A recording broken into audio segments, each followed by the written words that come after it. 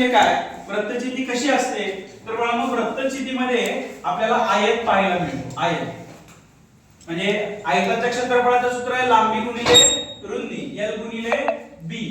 या पद्धतीने आपण घेतो. ती वृत्तचिती तीच ही वृत्तचिती आहे. म्हणजे हा जो आयत आहे तो या वृत्तचितीमध्ये आहे. याला तळाला एक वर्तुळ आहे, वरती एक वर्तुळ आहे म्हणजे गोल आहे म्हणून आपण त्याला म्हणतो याचं क्षेत्रफळ काढण्यासाठी आपण सूत्र कुठलं वापरू शकतो, पाय r वर्ग. पाय r वर्ग.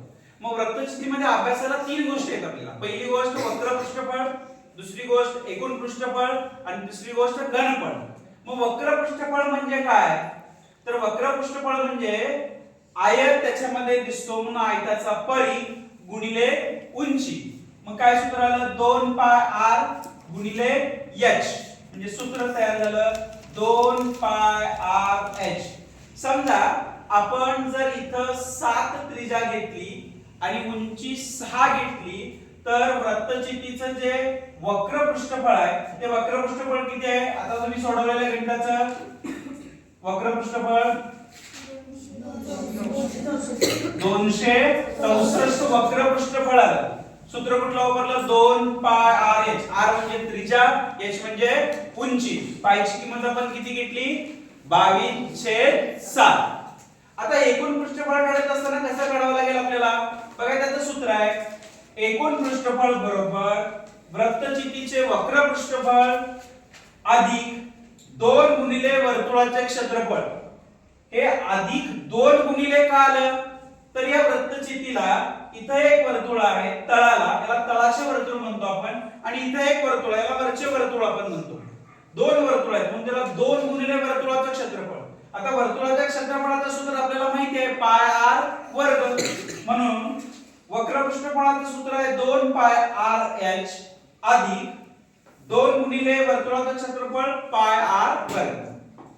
बघा इथं 2 आहे, पाय आहे, r आहे. इकडे पण 2 आहे, पाय आहे, r आहे. आपण कॉमन घेतलं 2 पाय r. इथं काय शिल्लक होता h, तो h इथं घेतला अधिक r वर्ग म्हणजे r गुणिले r, त्यातला एक r आपण इथे घेतला. म्हणजे घनफळाचं एकूण पृष्ठफळाचं सूत्र तयार झालं 2 पाय r कंसात h अधिक r.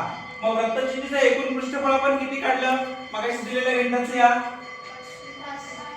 ज्याची त्रिज्या 7 आहे उंची 6 आहे त्याला